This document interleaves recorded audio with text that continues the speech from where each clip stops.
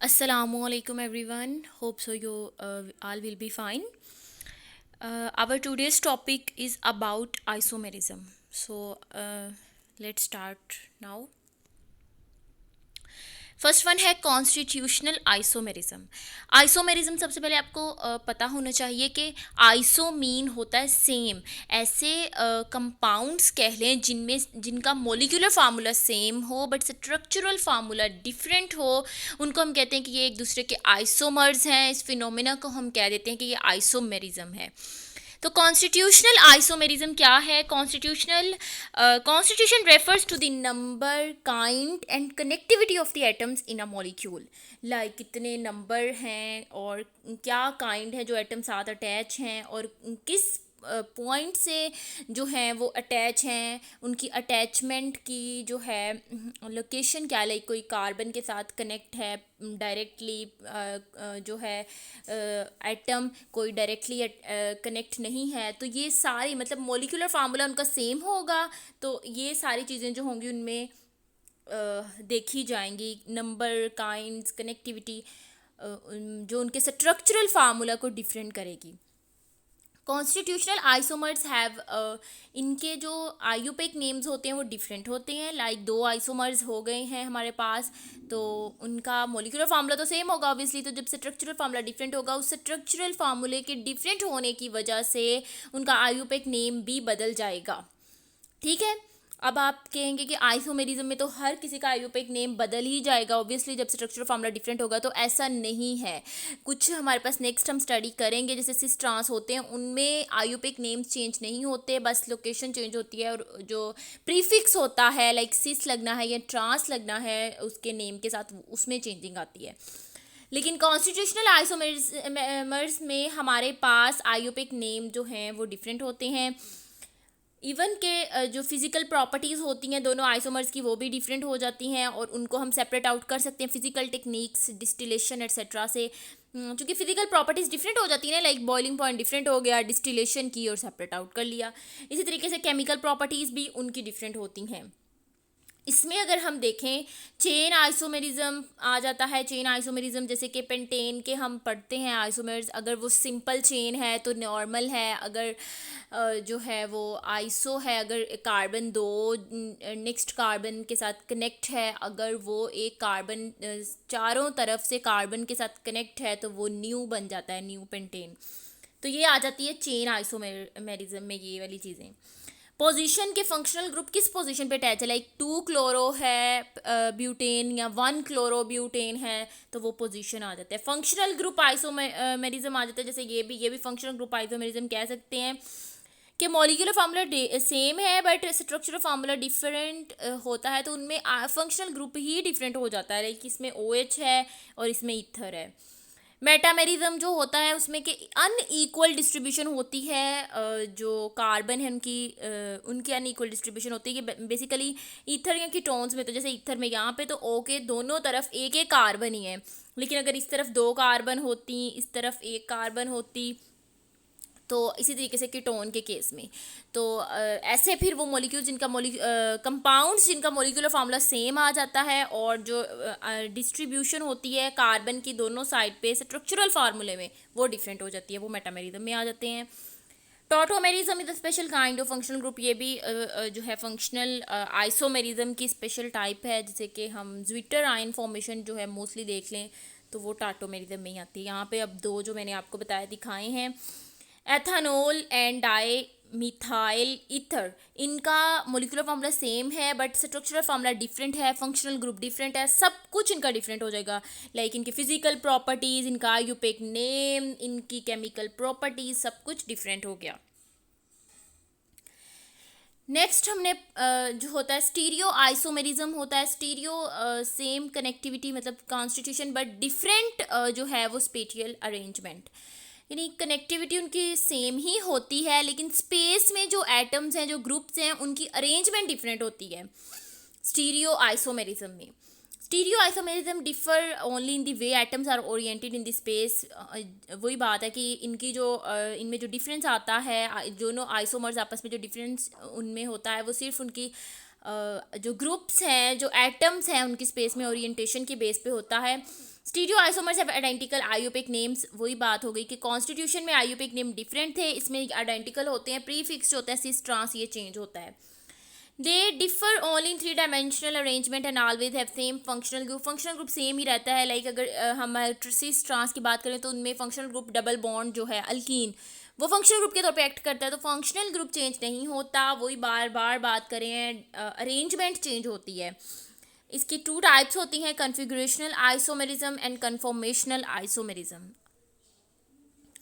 हम एक बार इसकी सारी क्लासिफिकेशन देख लेते हैं। आइसोमेरिज्म जो होती है ना, बेसिकली वो टू टाइप्स की होती है, stereo isomerism and constitutional isomerism, जिसको हमने अभी दोनों को स्टडी किया। जो है कॉन्स्टिट्यूशनल और स्टीरियो के आइसोमेरिज्म के मुतल्लिक हमने थोड़ा थोड़ा स्टडी किया। तो ये आइसोमेरिज्म की बेसिक टाइप्स हैं। अब स्टीरियो आइसोमेरिज्म जो है इसको हम फर्दर क्लासीफाई कर लेते हैं कन्फॉर्मेशनल आइसोमेरिज्म में एंड कन्फिग्रेशनल आइसोमेरिज्म में। एंड कन्फिग्रेशनल आइसोमेरिज्म जो है वो फर्दर जो है उसको क्लासीफाई कर लिया जाता है ज्योमेट्रिकल और सिस ट्रांस आइसोमेरिज्म में या ऑप्टिकल आइसोमेरिज्म में। इसमें तो हमें पता है कि सब कुछ डिफरेंट होगा और कनेक्टिविटी काइंड, ये नंबर, फंक्शनल ग्रुप, इस तरीके से डिफरेंस आता है। तो जो स्टीरियो है तो इस कन्फॉर्मेशनल एंड कन्फिग्रेशनल स्टीरियो की ही टाइप्स हैं, तो इसका मतलब इन सब में जो है ये सब में थ्री डायमेंशनल अरेंजमेंट जो है वो इफ़ेक्ट करती है। तो इस लेक्चर में जो बेसिकली है वो हम जियोमेट्रिकल सिस ट्रांस आइसोमेरिज्म इनको डिटेल से स्टडी करेंगे, कन्फिग्रेशनल की ये टाइप। तो conformational isomerism and optical isomerism हम नेक्स्ट लेक्चर में देखेंगे। सबसे पहले है अब geometrical isomerism, cis trans isomerism. ठीक है, आइसोमेरिज्म जो basically due to restricted rotation about a bond in a molecule, ये बात अपने याद रखनी है, वेरी इंपॉर्टेंट है। और यही रीज़न है ज्योमेट्रिकल आइसोमेरिज्म की कि जहाँ पर भी बॉन्ड जो है उसमें रिस्ट्रिक्शन आ जाए, रोटेशन में, उसकी रोटेशन में रिस्ट्रिक्शन आ जाए, वो फ्रीली रोटेट ना कर पाए, वहाँ पे जो आइसोमेरिज्म होनी है वो ज्योमेट्रिकल आइसोमेरिज्म हो जानी है। ठीक है, एग्जिबिटेड बाय कंपाउंड्स, मोस्टली जो है ज्योमेट्रिकल आइसोमेरिज्म जो है हमने जैसे पढ़ा कि डबल बॉन्ड में होती है क्योंकि वो फ्रीली रोटेट करने के काबिल नहीं होते। तो ये मोस्टली जो होती है वो कार्बन डबल बॉन्ड कार्बन में, carbon double bond nitrogen, nitrogen double bond nitrogen में होती है। हम एग्जांपल आगे स्टडी कर लेंगे क्योंकि कार्बन की मोस्टली आपने की होगी, नाइट्रोजन की में भी आपने ना देखी हो। तो नेक्स्ट है हमारे पास इसकी कैरेक्टरिस्टिक साइक्लिक स्ट्रक्चर हो सकता है ज्योमेट्रिकल में, मतलब साइक्लिक हो, उसमें डबल बॉन्ड हो, वो भी compound molecule geometrical isomerism cis trans isomerism show कर सकता है। होमोसाइक्लिक हो, फिर या हेट्रोसाइक्लिक हो, या फ्यूज्ड रिंग हो, कोई भी हो। restricted rotation about a single bond due to steric hindrance, some for example हम बाइफिनाइल्स। तो ये इंपॉर्टेंट है कि ये ना समझें कि जो डबल बॉन्ड है वही जो है ज्योमेट्रिकल आइसोमेरिज्म शो करेगा, सिंगल बॉन्ड भी समहाउ शो कर सकता है, बट तब जब वो उसकी रोटेशन में रिस्ट्रिक्शन आ जाए। बेसिकली वही ना, इसके लिए कंडीशन ये है कि जो बॉन्ड है उसकी रोटेशन जो है वो फ्रीली ना हो। ठीक है, तो कोई सिंगल बॉन्ड जिसकी जो है रोटेशन में रिस्ट्रिक्शन आ जाए स्टेरिक हिंड्रेंस की वजह से, यानी कोई बल्कि ग्रुप्स लगे हों और वो उसको रोटेट होने में रुकावट क्रिएट कर दें, तो वो भी फिर ज्योमेट्रिकल आइसोमेरिज्म ऐसे कंपाउंड्स मॉलिक्यूल्स भी शो करेंगे। इनमें आ जाते हैं बाइफिनाइल्स एक्सेट्रा, मतलब जब कार्बन के साथ अटैच हों दोनों तरफ से, या फिर बाइफिनाइल आपस में कनेक्ट हों, कुछ भी आप कह लें। ठीक है, उनमें कार्बन कार्बन बॉन्ड जो है वो यूँ होगा कि फ्रीली रोटेटेबल नहीं होगा। No stereo isomerism result from triply bounded tetravalent और trivalent atoms because such system display cylindrical symmetry. तो जो ट्रिपली बाउंडेड होते हैं, टेट्रावेलेंट या ट्राइवेलेंट, यानी डबल बॉन्ड में बता दिया, सिंगल बॉन्ड में बता दिया, लेकिन ट्रिपली बाउंडेड जो होते हैं वो आइसोमेरिज्म स्टीरियो आइसोमेरिज्म शो नहीं करते क्योंकि उनमें ज्योमेट्री ही चेंज हो जाती है, सिलिंड्रिकल सिमेट्री ज्योमेट्री होती है। लाइक ये है कार्बन, ये ट्रिपल बॉन्ड है, नेक्स्ट फिर कार्बन है, तो एक ग्रुप यहाँ पे अटैच हो जाएगा, एक ग्रुप यहाँ पे अटैच हो जाएगा, तो यहाँ पे ज्योमेट्रिकल आइसोमेरिज्म इसका शो कराना पॉसिबल नहीं होगा। कंडीशन फिर वही बात होगी, there should be restriction frozen rotation about a bond in a molecule, कि रेस्ट्रिक्शन होनी चाहिए, बॉन्ड फ्रीली रोटेटेबल नहीं होना चाहिए। Both substituents on each carbon about which rotation is frozen या रेस्ट्रिक्टेड शुड बी डिफरेंट। दो कार्बन हैं, उनके दरमियान डबल बॉन्ड है और वो डबल बॉन्ड फ्रीली रोटेट नहीं कर सकता, तो उन दोनों कार्बन पे जो ग्रुप्स लगे हों, हर कार्बन पे, एक कार्बन के दो ग्रुप एक पे लग रहे हैं, दो एक पे, तो ये सपोज मेरे पास कार्बन है, नेक्स्ट कार्बन है, तो इस कार्बन के जो दो ग्रुप्स हैं वो भी डिफरेंट होने चाहिए अपने, इसके भी अपने दो डिफरेंट होने चाहिए। इसको हम नेक्स्ट एग्जाम्पल में स्टडी कर लेते हैं, देख लेते हैं कि लाइक हमारे पास यहाँ पे है कार्बन, डबल बॉन्ड कार्बन, इसमें ग्रुप्स लगे हुए हैं A B and C D, ठीक है। तो यहाँ पे इस कार्बन के जो ए बी हैं वो डिफरेंट होने चाहिए और इस कार्बन के सी डी डिफरेंट होने चाहिए, ठीक है। मतलब इस कार्बन के अपने दो ग्रुप्स ए बी वो मैचेबल नहीं होने चाहिए, इसी तरीके से इसके भी मैचेबल नहीं होने चाहिए। अब यहाँ पे जो है हमारे पास एग्जाम्पल उन्होंने शो करवाई है कि ये कार्बन है, इसकी एक तरफ हाइड्रोजन है, एक तरफ इथाइल है, यहाँ पे मिथाइल है, यहाँ पे कोई भी डी ग्रुप लगा हुआ है। फिर यहाँ पर वही हो गया ना कि ये इस कार्बन के दो ग्रुप्स सेम नहीं है, इसके भी सेम नहीं है, तो इस कंडीशन में ज्योमेट्रिकल आइसोमेरिज्म शो कराना पॉसिबल नहीं होगा। और यहाँ पे नेक्स्ट जो है हमारे पास अगली एग्जांपल में अगर हम देखें तो यहाँ पे दो मिथाइल ग्रुप हैं और दो हाइड्रोजन ग्रुप हैं और ये दोनों सेम साइड पे हैं, तो ये जो है उस कंडीशन पे फुलफिल हो रहा है कि ए जो ए मतलब ए, ये सपोज हमने इसको ए कहा था, ए बी, ये दोनों इक्वल नहीं है और सी डी दोनों इक्वल नहीं है। एक बात याद रखें कि एक कार्बन के दोनों ग्रुप डिफरेंट होने चाहिए, बट जो दो अलग अलग कार्बन हैं उन पे जो ग्रुप्स हैं वो आपस में सेम हो सकते हैं, होने चाहिए, एटलीस्ट वन होने चाहिए।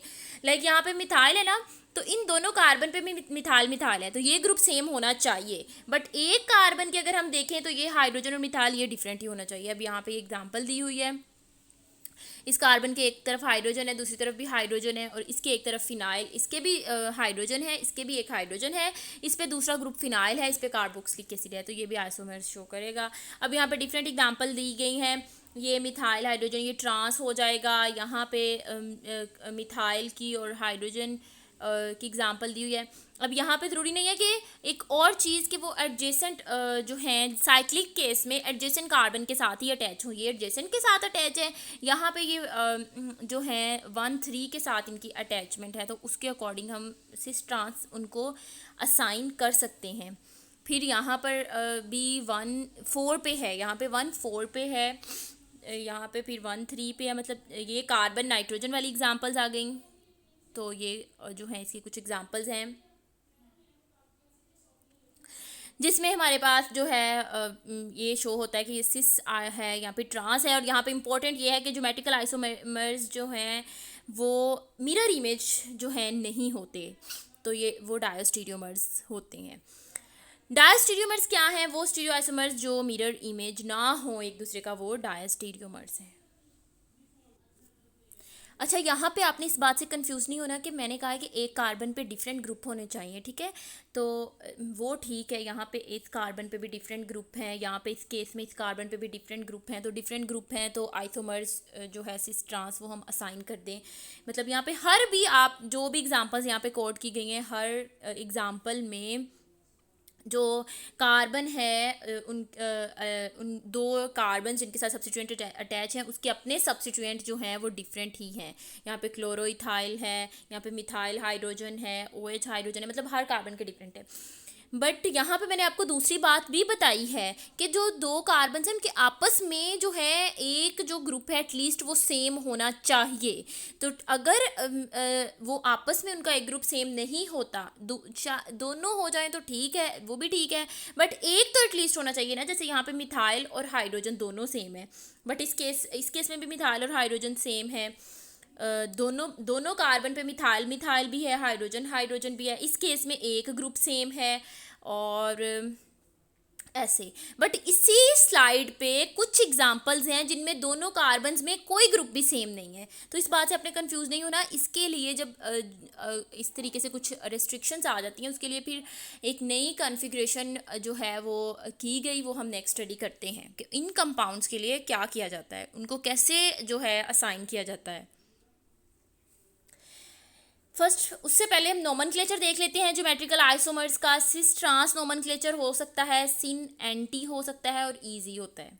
वही ना, अगर सिस ट्रांस जो है वो किसी जो है फैक्टर से रिस्ट्रिक्शन शो कर रहा है तो फिर सिन एंटी और ईजी जो हैं वो भी यूज़ किए जा सकते हैं। कि हम नेक्स्ट देखते हैं, जनरली वही बात है कि geometrical isomerism carbon double bond nitrogen, nitrogen double bond nitrogen या साइक्लो अल्कीन्स में शो होते हैं, पाए जाते हैं, जिनमें कार्बन जो है ज़्यादा या 8 के इक्वल हो, और साइक्लो अल्केन्स में भी होते हैं। ये कार्बन डबल बॉन्ड कार्बन है, ये nitrogen carbon double bond nitrogen है, ये नाइट्रोजन डबल बॉन्ड नाइट्रोजन है, और ये साइक्लो अल्केन है।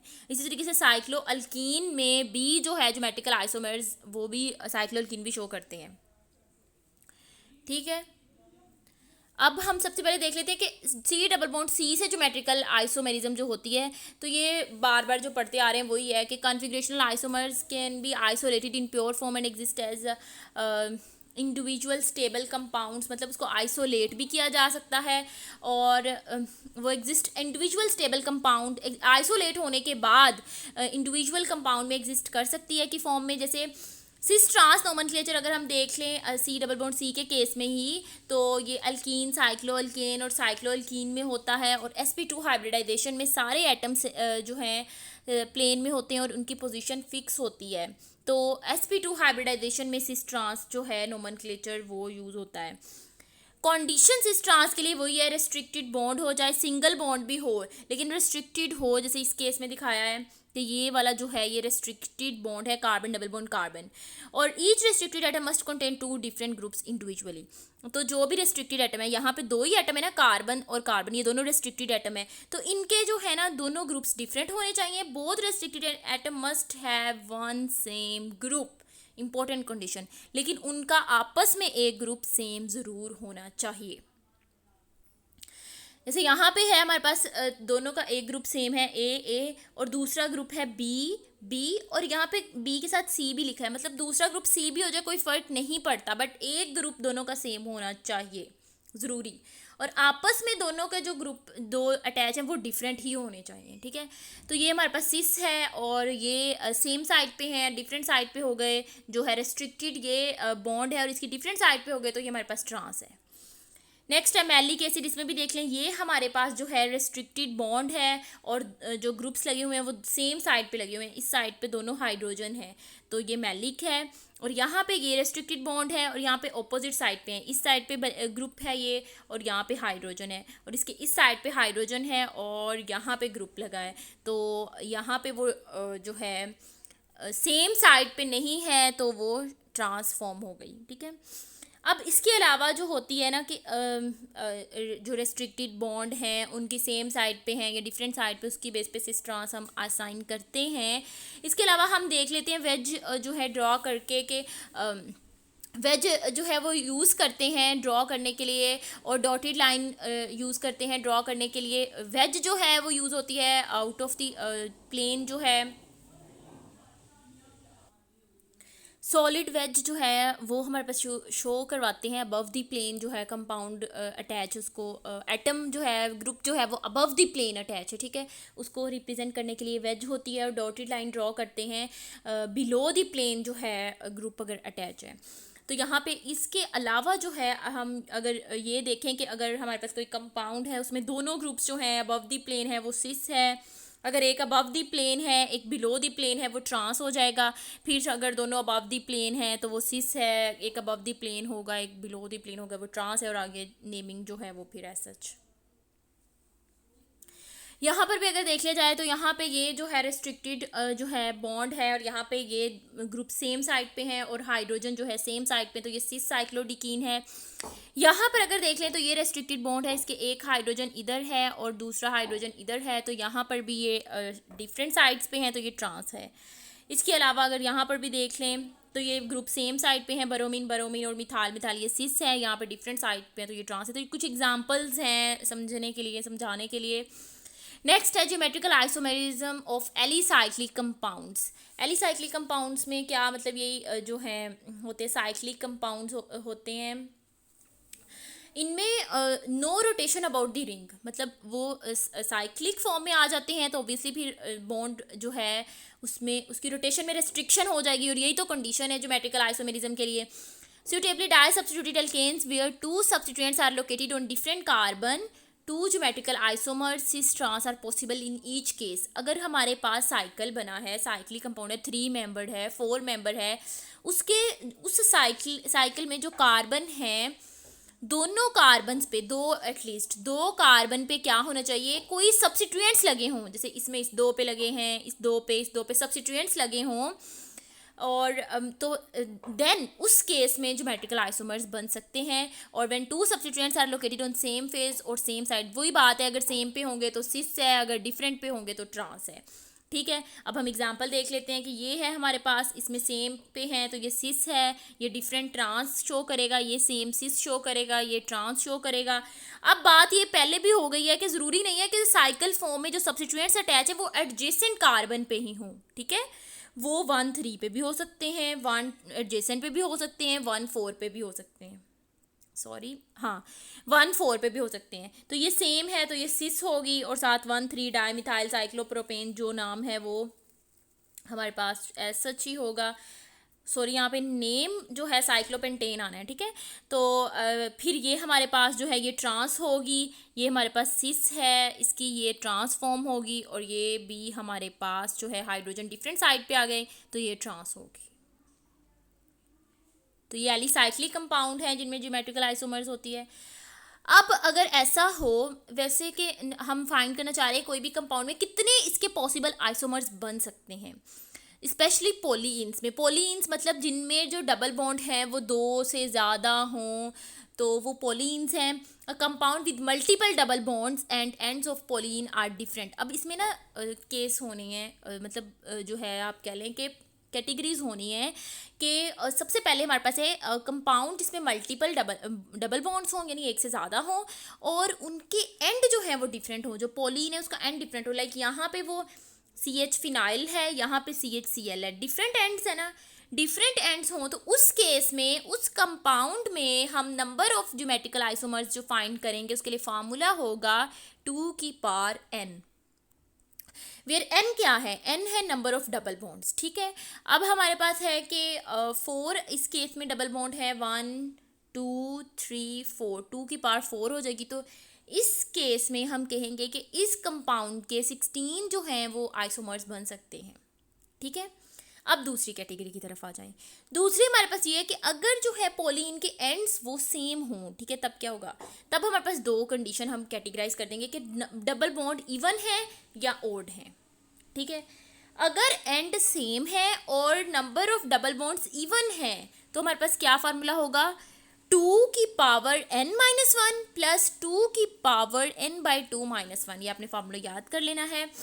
अब यहाँ पे अगर हम देखें n जो है वो हमारे पास 4 है, तो यहाँ पे n-1 4-1 2 की पावर 3 हो गई, प्लस हमारे पास हो गई n/2-1 2 की पावर 1.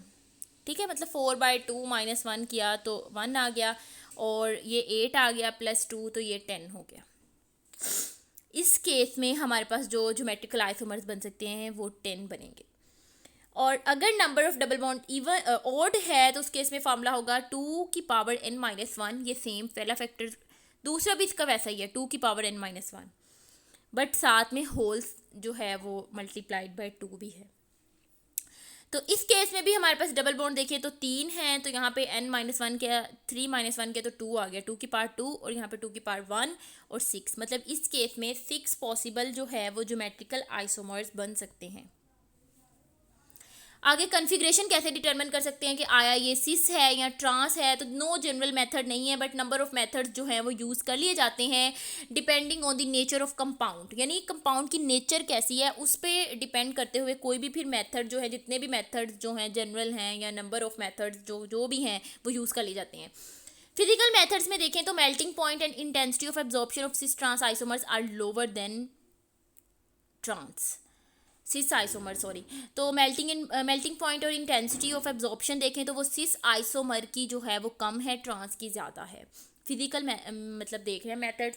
इसी तरीके से बाकी फिजिकल प्रॉपर्टी देखें, boiling point, solubility, heat of combustion, heat of hydrogenation, density, refractive index, dipole moment, dissociation constant, सब कुछ ये भी सिस आइसोमर का ज़्यादा है ट्रांस से, क्योंकि सिस जो है ना ये हमारे पास ट्रांस जो है वो नॉन पोलर की तरफ जाता है, जिसकी वजह से इसका डायपोल मोमेंट भी कम होता है और फिर ये सॉल्युबिलिटी और बॉइलिंग पॉइंट सब कुछ कम हो जाता है।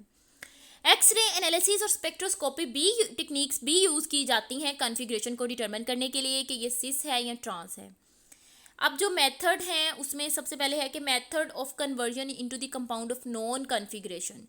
हमें इसकी कॉन्फ़िगरेशन नहीं पता, बट एक ऐसा कंपाउंड है उसकी कॉन्फ़िगरेशन हमें पता है, तो हमें जिसकी हमने फाइंड करनी है उसको उस पर हम जो भी रिएक्शन है अप्लाई करके उसको उस जो है मॉलिक्यूल में कन्वर्ट कर लें जिसकी कॉन्फ़िगरेशन नोन है, अंडरस्टूड है। ठीक है, इस केस में क्या होगा, इसमें ये पहला मेथड है। In a number of cases it is possible by converting them into compounds of non configuration.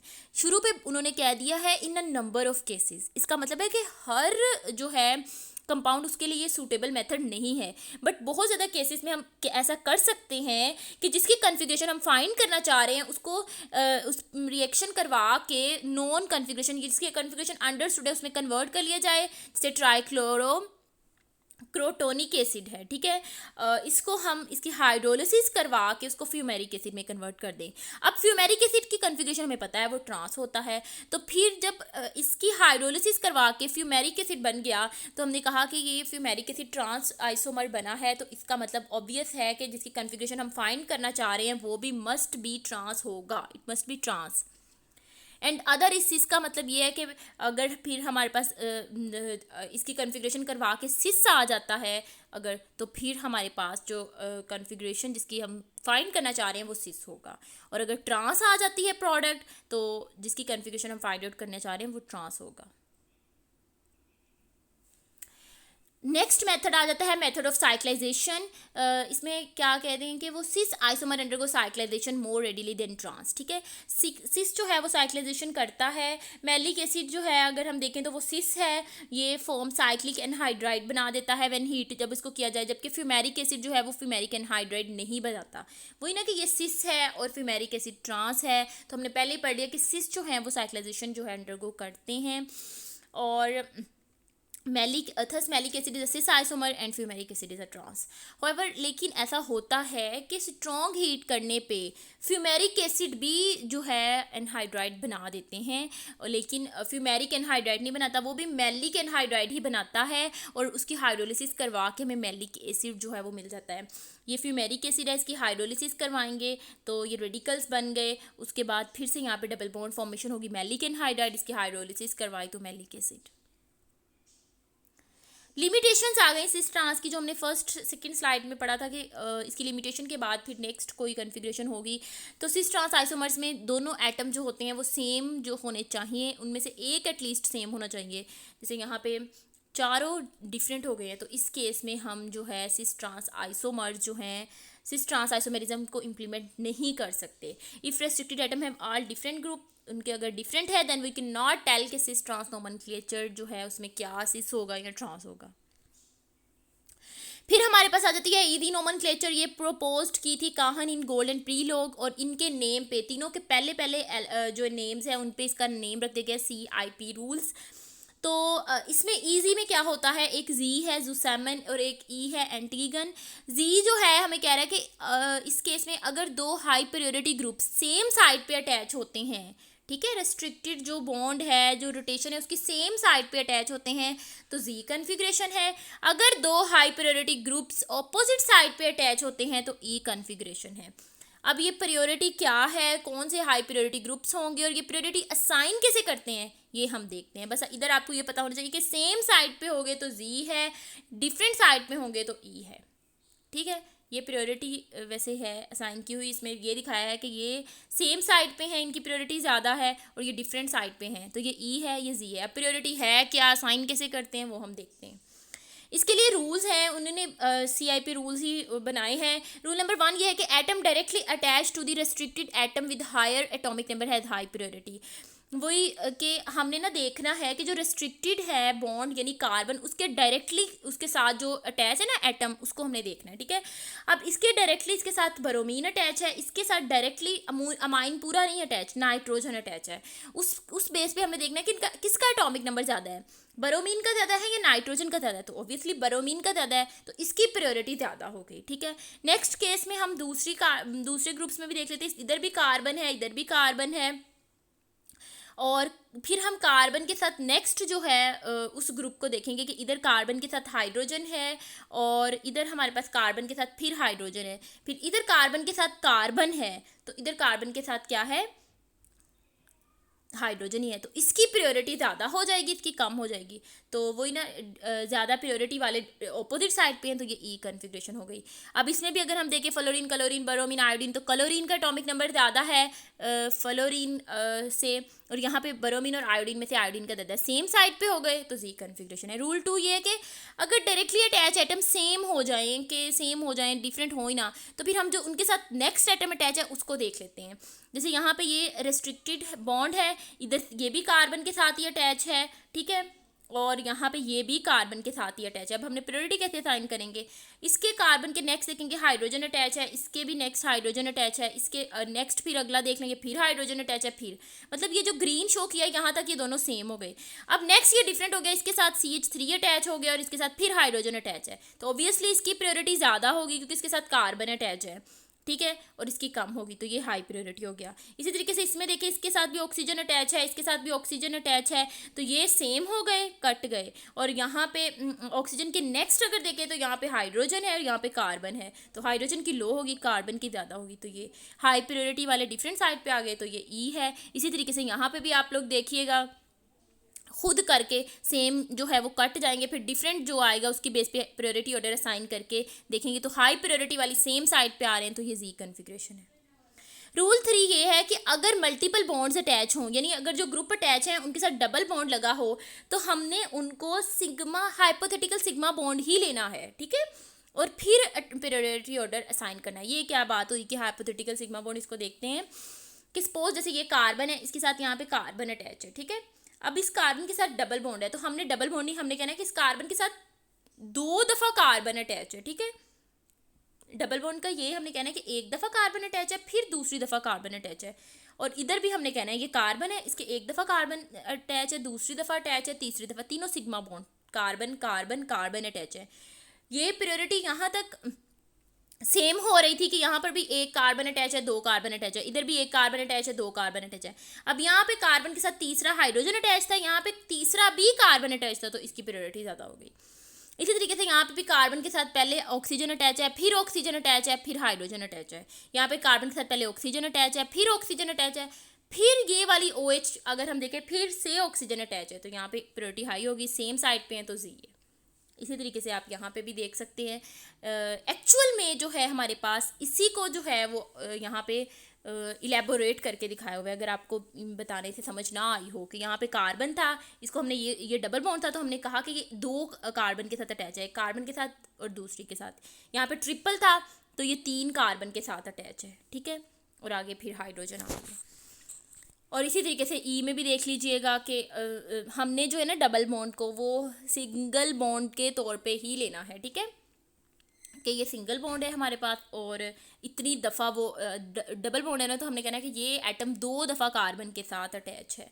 तो उसके बाद जब तक सेम आता रहेगा वहाँ तक हमने कट करते रहना है। जैसे ग्रीन जो कलर है उससे आपको हर एटम हर मॉलिक्यूल में शो करवाया है, और जब फिर डिफरेंट आ जाएगा उसकी बेस पे फिर असाइन कर देना है। रूल 4 है कि अगर आइसोटॉप्स आ जाएं, आइसोटॉप्स वही होते हैं ना जिनका एटॉमिक मैस सेम होगा, एटॉमिक मैस डिफरेंट होगा और एटॉमिक नंबर सेम होगा, ठीक है। तो अब एटॉमिक नंबर की बेस पे ही हम असाइन कर रहे थे, वो तो सेम हो जाना है आइसोटॉप में, तो यहाँ पे क्या हो जाएगा, फिर हम एटॉमिक मैस की बेस पे असाइन कर लेंगे। ये रेयर केसेस होते हैं, वैसे प्रायोरिटी ऑर्डर दे देंगे और बाद में वैसे ईजी। यहाँ पे है कि इफ़ ज्योमेट्रिकल आइसोमर्स कंटेन 2 और मोर डबल बॉन्ड्स, अगर एक या एक से ज़्यादा डबल बॉन्ड प्रेजेंट हैं, the compound is considered as derivative of the longest chain which contain the maximum number of double bonds. अगर ज़्यादा डबल बॉन्ड है तो वही ना, हम जैसे रूल पढ़ते हैं कि सिलेक्ट द लॉन्गेस्ट चेन, तो लॉन्गेस्ट चेन लेंगे और पेरेंट चेन लेंगे और वो वाली चेन लेंगे जिसमें maximum number of double bonds आ जाएं, और फिर नेम असाइन करेंगे और प्रीफिक्स ई जो लगाएंगे नंबर से, वो indicating the position of double bond, her double bond के हिसाब से इजी लगाना है, ठीक है। तो फिर उसकी पोजीशन को भी मेंशन कर देना है। इसको अगर समझ नहीं आई तो एग्जांपल से दोबारा समझ लें। लाइक इसमें हमारे पास यही लॉन्गेस्ट चेन बन रही है, हमने सेलेक्ट कर ली, यहाँ से असाइन किया 1 2 3 4 5 6, 2 दफ़ा डबल बॉन्ड आ रहा है, एक 2 पोजीशन पे आ रहा है, एक 4 पोजीशन पे आ रहा है, ठीक है। तो आपने 2 पोजीशन वाला जो डबल बॉन्ड है ना, उसके हिसाब से पहले 2 लगा के और साथ देख लेना ये ई है या जी है। अब देख लें कि जो हाइड्रोजन है उसकी प्रायोरिटी लो होती है, यहाँ पे भी हाइड्रोजन की लो है, तो क्या होगा, हाइड्रोजन की लो है तो ये लो प्रायोरिटी वाले डिफरेंट साइड पे हैं, तो ये हमारे पास ई हो जाएगा, ठीक है। तो हमने लिखा 2 डबल बॉन्ड पे ई है, और 4 पे अगर हम देखें तो ये हाइड्रोजन है और ये भी हाइड्रोजन है, दोनों सेम साइड पे हैं, तो 4 पे जी हो जाएगा। साथ 2 4 हेक्साडाइनोइक एसिड। अगर 2 4 यहाँ पे लिख ले तो इसका ये मतलब नहीं है कि आगे नहीं लिखना, ये लाजमी है, ठीक है, नेम में भी मेंशन करना है। नेक्स्ट एग्जाम्पल में देखें तो यहाँ पे अब हमारे पास ये बी बन रही थी चेन और ये बी बन रही थी, तो कार्बोक्सिलिक एसिड को प्रायोरिटी देनी है, तो यहाँ पे जो है उसको पेरेंट चेन के तौर पे लेके और इसको वो ले लिया है साइड चेन, तो ये लॉन्गेस्ट चेन हमने सेलेक्ट कर ली है, तो और नंबरिंग दे दी है कार्बोक्सिलिक एसिड वाली कार्बन को नंबर 1। अब हम दोबारा से वही करेंगे, पहले 3 पोजीशन पे चेन को नेम दे लेते हैं, ठीक है। तो ये 3 पोजीशन पे हमारे पास लगा क्या है कि ये डबल बॉन्ड है और यहाँ पे क्लोरीन की प्रायोरिटी ज़्यादा है, और यहाँ पे अगर हम देखें कार्बन है, बट कार्बन थे और क्लोरीन में कंपेयर किया जाए तो क्लोरीन का एटॉमिक नंबर ज़्यादा है, तो ये हाई प्रायोरिटी हो गई, यहाँ पे ये हाई प्रायोरिटी होगी। हाई प्रायोरिटी वाले ग्रुप्स डिफरेंट साइड पे हैं तो ये ई हो गया। तो 3 पोजीशन पे हम नेम दे रहे हैं, 3 पहले लिखा, फिर हमने लिख दिया ई, और ये लगा हमारे पास 1 क्लोरो, एक पोजीशन पे डबल बॉन्ड है ना, 1 क्लोरोप्रोपिनाइल, 3 कार्बन है तो 1 क्लोरोप्रोपिनाइल, फिर हमने इनको असाइन कर दिया। 3 पोजीशन पे हमने देखा तो ये हाई प्रायोरिटी है, ठीक है। और इस केस में ये जो है इन दोनों में से अगर देखा तो ये हाई प्रायोरिटी है, और इनमें से देखा तो ये हाई प्रायोरिटी है। मतलब हाई प्रायोरिटी वाले जो ग्रुप अगर हम देखें, नहीं ये 3 पोजीशन थी तो इसमें नहीं सॉरी, ये देखें हमारे पास ये 3 कार्बन है, 3 कार्बन पे 3 4 कार्बन पे हम देख रहे हैं डबल बॉन्ड जो है वो 3 के साथ अटैच है, तो जी ई लिखते वक्त हमने जो न्यूमेरिक यूज़ करना है वो 3 ही लगना है, ठीक है। तो अब हम क्या करें कि 3 के साथ अब हम देखें कि ये कार्बन है, कार्बन के साथ आगे हाइड्रोजन अटैच है, इधर कार्बन है, कार्बन के साथ कार्बन अटैच है, तो ऑब्वियसली इसकी प्रायोरिटी ज़्यादा है, इसकी प्रायोरिटी कम है, और इस केस में भी इसकी प्रायोरिटी ज़्यादा है। ज़्यादा प्रायोरिटी वाले ग्रुप सेम साइड पे हैं तो ये जी हो जाएगा। 5 के केस में देखें तो इसकी प्रायोरिटी ज़्यादा है और इधर इसकी प्रायोरिटी कम है, इधर इसकी कम है और इसकी ज़्यादा है, कम वाले डिफरेंट साइड पे हैं और ज़्यादा वाले डिफरेंट पे, तो ये ई हो जाएगा। आगे 3 5 15 डायोइक एसिड आ जाएगा। यहाँ पे आपको एक चीज़ जो इस स्लाइड में बताई गई है वो ये कि आपने सिस ट्रांस का ना ईजी से कन्फिग्रेशन नहीं करना कि जी और सिस जो है वो सेम साइड वाले हैं, ई और जो है ट्रांस वो सेम होंगे हमेशा, ऐसा नहीं होगा। इसको जल्दी से देख लेते हैं कि जैसे यहाँ पे हमारे पास ये सेम साइड पे प्रायोरिटी ऑर्डर भी असाइन करेंगे, वैसे भी देखें तो ये जी और सिस ही बनता है, जबकि ई के केस में देखें तो ये वैसे जो हमारे पास बनता है वो सिस बन रहा है ना, सेम ग्रुप अटैच है, लेकिन अगर प्रायोरिटी ऑर्डर असाइन करें तो ये ई बनता है। लाइक ये हाई प्रायोरिटी है, ये लो है, और ये लो है, ये हाई है, डिफरेंट साइड पे होगी तो ये ई सी, तो ई जी और सिस ट्रांस का कोई रिलेशन नहीं है। तो ये बाकी कुछ एग्जाम्पल्स दिए हैं, आप इनको देख लीजिएगा समझने के लिए। नेक्स्ट हमारे पास आ जाता है सिन एंड एंटी, इसको जल्दी से देख लेते हैं। तो ये कार्बन डबल बॉन्ड का नाइट्रोजन या नाइट्रोजन डबल बॉन्ड नाइट्रोजन है, उनमें मोस्टली होगा पाया जाएगा। इसमें होता क्या है, एल्डिहाइड या कीटोन जब हाइड्रोजीन ये उसकी डेरिवेटिव से रिएक्ट कर लेते हैं तो C double bond N formation होती है। सी डबल बॉन्ड एन किसे कहते हैं, इमाइन ग्रुप होता है, और ये बेसिकली शिफ्ट बेसिस हैं, और वेयर जी यहाँ पे जो ग्रुप हो सकता है वो कोई भी हो सकता है, OH NH2 फिनाइल एट्सेट्रा, ठीक है। तो एल्डिहाइड है, यहाँ पे एल्डिहाइड ने रिएक्ट किया है और हम कंडेंसेशन रिएक्शन हुआ है और हमारे पास ये बन गया है सी डबल बॉन्ड नाइट्रोजन, ठीक है। अगर हमारे पास ऐसा हो कि जो जी ग्रुप है वो और एल्डिहाइड का हाइड्रोजन वो सेम साइड पे हो तो सिन है, अगर ऑपोजिट साइड पे हो तो ट्रांस है। अब ये देखें नाइट्रोजन का ये जी ग्रुप और इसका एल्डिहाइड सेम साइड पे है, ये सिन है, ये ऑपोजिट साइड पे एंटी है, सॉरी मैंने ट्रांस बोल दिया था, एंटी आएगा यहाँ पे। फिर ये सेम, ये जी ग्रुप ओ एच है, ये सेम साइड पे है तो सिन हो गया, ये ऑपोजिट साइड पे तो एंटी हो गया। लेक्चर बहुत लेंथी हो गया है इसलिए। कीटोन के केस में अगर हम देखें तो वही अल्काइल ग्रुप से है, डिफरेंट होते हैं, हमें पता है अब यहाँ पे हाइड्रोजन नहीं है, ठीक है, दोनों अल्काइल ग्रुप्स ही होंगे। तो अल्काइल ग्रुप्स डिफरेंट हैं, अगर डिफरेंट हैं तो सिन एंटी हमने यूँ असाइन करना है with respect to alkyl groups. कैसे, देखो यहाँ पे ये कीटोन है, मिथाइल के अकॉर्डिंग देखें तो ये सेम साइड पे हैं जी और मिथाइल, तो ये मिथाइल के अकॉर्डिंग सिन है, और इथाइल के अकॉर्डिंग हमने अपने साथ लिखना भी है इथाइल एंटी ऑक्साइम, इथाइल के अकॉर्डिंग एंटी है। फिर अगर हम उसको ग्रुप को इन वाइस वर्सा करके देख लेते हैं तो ये मिथाइल के अकॉर्डिंग एंटी है और इथाइल के अकॉर्डिंग सिन है।